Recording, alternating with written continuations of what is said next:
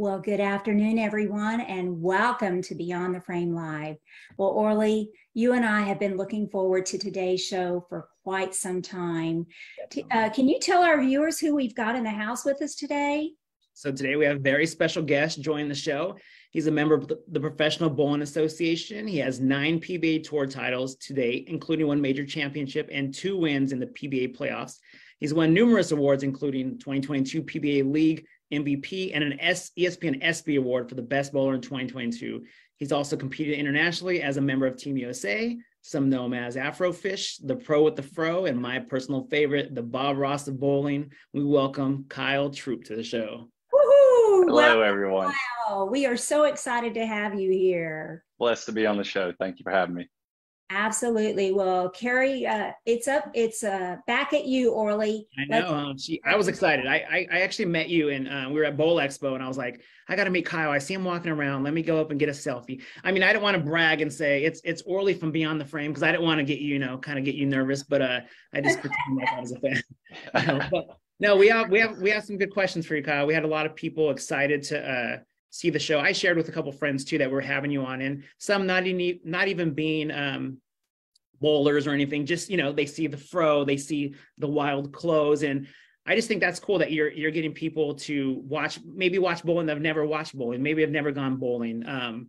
Is that something that you feel? I don't want to compare you to like a Happy Gilmore, but you know what I mean. You might be bringing other people into the sport that might not necessarily been in the sport before. Is that something that you noticed that you did in the past?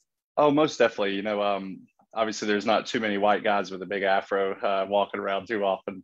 And, even though I don't dress in my wild clothes in everyday life, I've noticed the last several years, restaurants, airports, casinos, especially casinos. Bowlers love casinos for some reason. But they said, hey, are you Kyle Troup? We've seen you on TV. And that tells me that, more people are watching bowling. And, that's the ultimate goal. We want to get as many eyes on bowling as possible. And, if I have to pick my hair out or, just be myself to get some more viewers in bowling, I'm blessed to do that. And, because this is a sport I love. So anything I can do to give back to the fans and get more fans involved, I'm here for it. That's cool. And another thing unique about you is your throwing style, two-hand throwing. Is there, and you had mentioned, I saw another interview where you had started doing that because the ball was a little heavy for you at a younger age. Was there ever a time where you thought, I'm going to just bowl kind of traditionally, or did you always just think of sticking it out? So I definitely, there was a short phase. I was probably 12, 13 years old, maybe. And, I was like, yeah, I'm going to try one-handed. That lasted about a week. I'm probably still too weak to bowl one-handed. I would say my average would probably be about 185, and that's just because I'm good at making spares one-handed. So I was blessed that my father, Guppy Troup, started me with a heavy ball when I was young. And, I was also blessed that he never wanted to change me. He was just happy that I wasn't bugging him while he was bowling league or bowling tournaments. I was either running around the game room or bowling as much as I could during league night. So, I was blessed with that, and, didn't really know any two-handers till Oscar Palermo made the U.S. Open show back in probably 2007 or so. So, that was like the first time I had really seen a two-hander on TV and realized, I guess I'm okay at this, but I got a lot of work to still do. And you mentioned your dad. He was a professional bowler for those who might not know. How big of an inspiration was he to you with choosing this career? Oh, I mean, he was, that's who I wanted to be growing up. My father was the entertainer. Everybody looked up to him. He was the crowd favorite. His first goal was to entertain, and then it was to bowl well. And that's something I try to live by. Still kind of learning how to entertain when I bowl bad. We bowled the PBA King of the Lanes Family Edition, and he didn't even throw a strike on TV, and it was an incredible show. And to be 72 years old, still putting on a show now, he was definitely my inspiration. And got around him in title count now. He does have 8 titles, so that was always a goal of mine. But more importantly was get the fans involved. And without fans, we don't have bowling. So the least I could do is give back. That was something else that he always stood by. Wow. And I hope that your dad is watching, because what a way to honor your father then to grow up and fall in his footsteps. So hats off to you. That's quite an Thank you. And So I got to ask, I know I've seen some videos with you and your dad, and he just, like you said, he's a fun guy. He seems to be joking with you a lot, and you guys joke around. Have you guys ever been approached for a reality show? Because I think that would be kind of fun. Uh, there was like one brief thing where they were like, wanting to see the life, back home. But we keep it pretty chill back home. I mean, he's actually sitting in the living room right now watching TV, hanging with the dogs. He's getting a little old in his age, but he still bowls league on Thursday night, still gets out. I get to sub with him and the team when I'm home. And, so maybe in the future, but no reality show so far for the Troup family. And we know that you just won an ESPY, which has got to be cool. I know I grew up watching ESPN, still watch ESPN, so I'm sure that was a big, pretty big for you. Besides the ESPY, well, first tell us a little bit about the ESPY. How did you feel? Were you pretty excited when you won that? Yeah. Pardon me 1 second. I got a phone call. Hello. Wow. There it is. Thanks.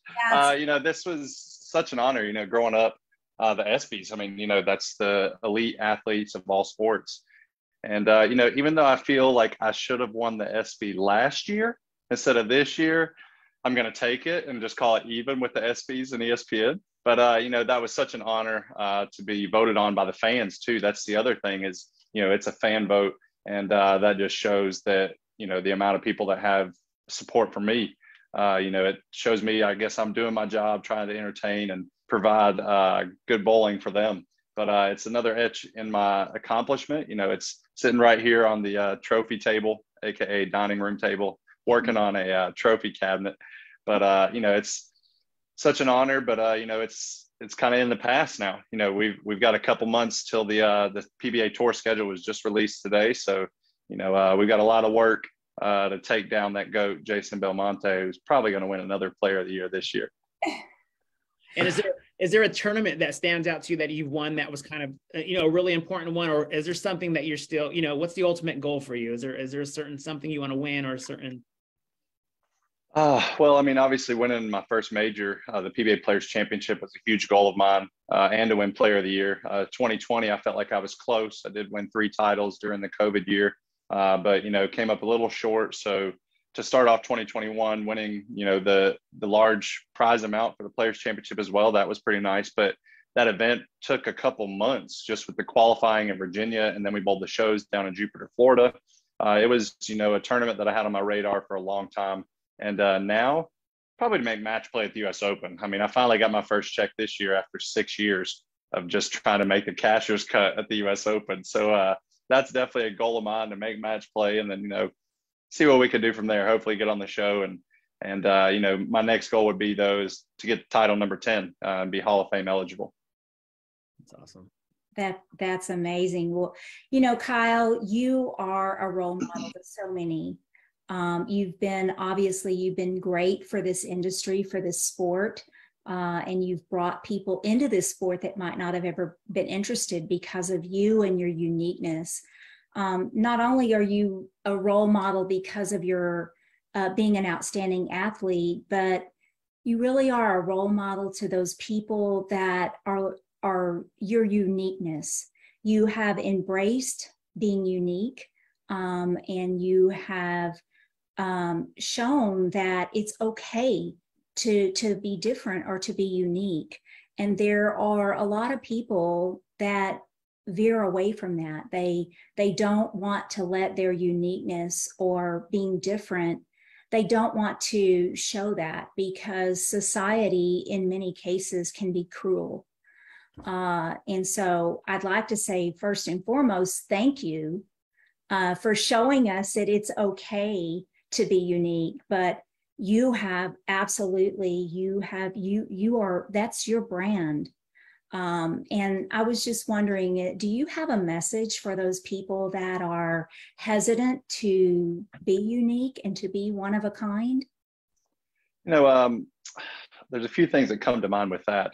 One thing would be probably one of the last things that my mother said to me before she passed away a few years ago was to be the best you can be. And with that, I take that in bowling and life, as a person, but as well as, to be the best you can be, you can't be afraid to live your life. There's only one person that is in control of your life and your destiny, and that's yourself. just like in bowling, you know, control what you can control. Well, you can take those words and send it right into real life. You know, I can't control the AKA trolls that we call them on social media. I mean, I still get people now that, you know, make fun of me, clowns who this and that, you know, and a lot of times, you know, when people make fun of you or they try and put you down, they're just jealous. And, you know, so I would say, you know, for anybody, you know, don't be afraid to, you know, be who you are. You know, that's, you know, because you never know what successes and, you know, what things you can reach if you limit yourself just because of what other people think. You know, I've kind of learned as I'm getting older now, 31 years old, that, I mean, plain and simple, I mean, I don't care what other people think if it's bad. You know, I mean, I'm living my life the way I want to live it. And, you know, I'm pretty happy with the way that is. And, you know, so to be different is okay, you know, and it can lead you to many different things. So I would just say to, you know, be the best version of yourself that you can be. And, you know, don't worry about what other people think, and, you know, control what you can control. It's all about the process, whether we're talking about life process, bowling process, whatever it may be. What an amazing message. Well, thank you very much for sharing that. Orly, did you share with me not too long ago that Mookie Betts happens to be a follower of Kyle Troup's? Yeah, so we're going to take just a second to detour here, Kyle, because it's not beyond Orly or I to, quote, stalk somebody to try to get them on the show. So, you know, we found you and Orly started conversation with you. So we are out to have Mookie Betts on the show. So we're just going to do a shout out just in case he's watching your interview. So thank you for that public service announcement for Beyond the Frame Live. Yeah, I had a kind of a little formula the other day. I'm like, oh, you know, like Mookie, first off, I'm a huge Dodger fan. So, and then just seeing how Mookie's a big bowler, I'm like, that'd be kind of a cool interview, you know? So as I'm doing, you know, my research the other day and posting, you know, and I go to your Instagram, and then I see, you know, Mookie, like the other followers you have, and I see Mookie, and I'm like doing this formula in my head. I'm like, okay, so Kyle reposted my story. Mookie follows Kyle. So there's a possibility Mookie might see my story. I'm like, this is kind of cool, you know? So yeah.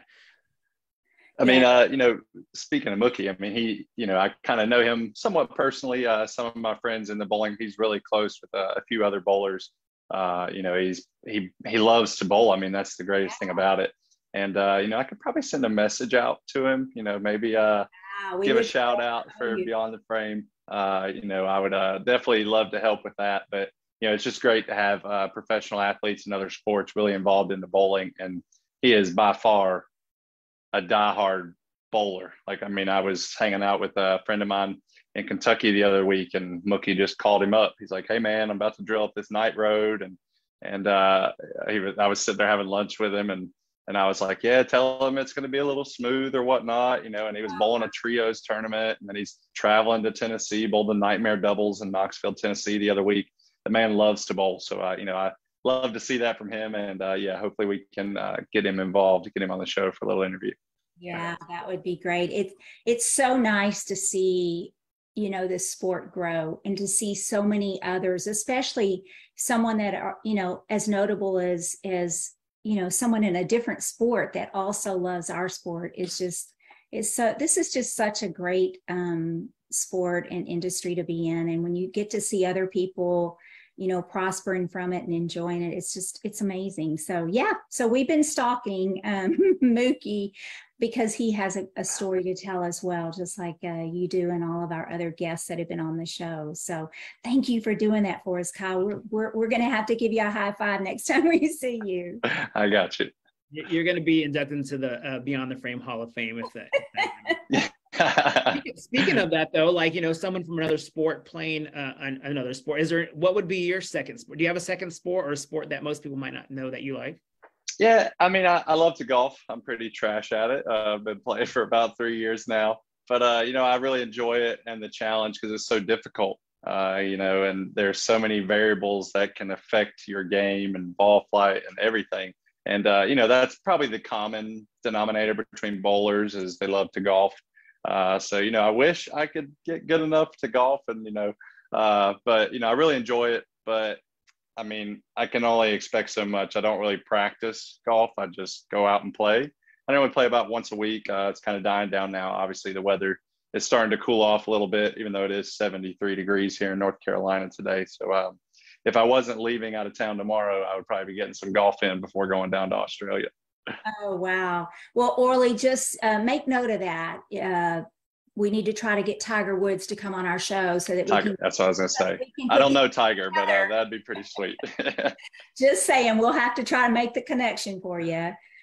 So let me ask you, Kyle, what is something about Kyle that most people don't know? Well, I mean, I would say some people probably know it, but I did grow up working at Wendy's. It was my first job at 16 years old. Became a manager at 18. And I was actually still working at Wendy's when I won my first PBA Tour title, the 2015 Wolf Open. So that was kind of neat, running the cash register and somebody comes in, hey, did I see you on TV the other day? And, so that was, I probably worked there till 2016. About a year after I won my first title, I finally quit to devote my time fully to being a full-time professional bowler. I'm very thankful for that. I mean, I do kind of miss it at times, just missing the lunch rush. It taught me work ethic. It taught me customer service, how to talk to people, how to handle situations. And, so that was a great upbringing, even if, it does kind of irk me a little bit to see now that people are getting paid way more than I was as a manager back then. But hey, it's 2022 now. So, but that also shows that, hey, I mean, I was working at Wendy's and now here I am, PBA Player of the Year. I've got people dressing up as me as Halloween. Dreams can't come true no matter where you start from. How's that? So I was going to ask that. That was one of my questions, and I saw you post to your story on Instagram, like people that have sent in pictures of their kids dressing up as you or they themselves. When you first saw that, were you just kind of blown away, or is that one of your, I think I made it moments, or? Yeah. That's definitely I think I made it moment. I was actually, Anthony Simonson texted me yesterday just out of the blue. He was like, man, it's pretty crazy to think where you come from. And now you've got people dressing up as you as Halloween. And, it's something I would have never expected growing up. I just wanted to be a professional bowler like my father. And, but that just, I'm very grateful and thankful for the support of the fans and everything. I love them very much. And, it's great to see that they love me back. And, it just brings a smile to my face, because who doesn't love Halloween? And then seeing people with an Afro wig on. Right. I remember back in the day, I worked in radio, and we were out at an event, and they were like 15-year-old kids, but they come up and they're like, and we had released a calendar with all the DJs and like people that worked at the radio station were on it. And some kids came up and were like, Orly, can we have your autograph? And I'm like, what? And at first, it's weird, and I know I wasn't that cool, but then you don't want to be rude and be like, no, you don't need my autograph. I'm like, I'm just going to go with the flow. Why not? Sure, here you go. And it was just kind of cool. I mean, I guess that's my kind of I made it moment. I don't know. Well, I guess today, I think today, Beyond the Frame, being one of the hosts of Beyond the Frame and having Kyle Troup, I think that could be one of my I made it moments, I think so. I think so. I would agree. I think that's true. Well, Kyle, I can't tell you how much we've enjoyed having you on the show. And again, what you do for this sport is amazing. And the fact that you have just embraced who you are and what you do. And to me, that's just so inspiring. So thank you for being our guest. Thank you for taking the time, and best of luck on your upcoming travels. Thank you very much. I do want to take just a minute. We are in the month of November, which it's hard to believe that the year is almost over, but November happens to be BVL month, Bowling Veterans Link month, where we are all able as a bowling community to help our veterans. And so I just want to take a moment to let everybody be aware that it is BVL month. And Cubica AMF is actually supporting this cause. If you go to our eShop and place an order, you have the opportunity to also donate at the same time. And Cubica AMF will match the first $1,000 that are donated. So anybody that's looking to buy parts through the eShop, do it now. Make sure you click on the donate button and make that donation to our very valuable veterans throughout the U.S. Also, next week, next Tuesday, we are going to have Greg Dow, Cubic AMF Max Training Specialist on the show, and he's going to be talking about his secret to the #1 challenge that most people have, and that's not having enough time to do what you need to do. So make plans to join that next week at 3 o'clock on Tuesday. Time management. What a great thing. Management, how you can overcome it. Yeah, and before you go, Kyle, I got a couple questions from some people that had wrote in. They're kind of, some little rapid fire quick questions I'm going to throw at you. So first one, favorite candy bar or favorite candy? Skittles. Taste the rainbow. Hey, this is always a tough one. Favorite movie? Oh, favorite movie. Oh, man. I mean, I just had 2 pop up. Happy Gilmore, you brought that up. I mean, that's a classic. And then Lone Survivor. It was, kind of fits into the veteran. It was a Mark Wahlberg movie. I got hooked on that movie. It told the story, I believe, back whenever the troops went over to Iraq. That was a movie that I've watched numerous times. And then just to throw it in there, I'm kind of hooked on Blacklist on Netflix right now. So I'll be watching a lot of that in the upcoming week. Favorite musician or band artist, however you want to take that one? I have a very wide variety of music taste. I mean, Drake is obviously, a big favorite. But then in the bowling community, Kevin Williams, my man, the lefty out of Springfield, Missouri, he's got some albums out on iTunes. I catch myself kicking into his music quite often. Awesome. One last one, celeb crush. Whether, when you were younger, maybe today, I mean, Jennifer Aniston, that always sticks out. And one last one, favorite fast food?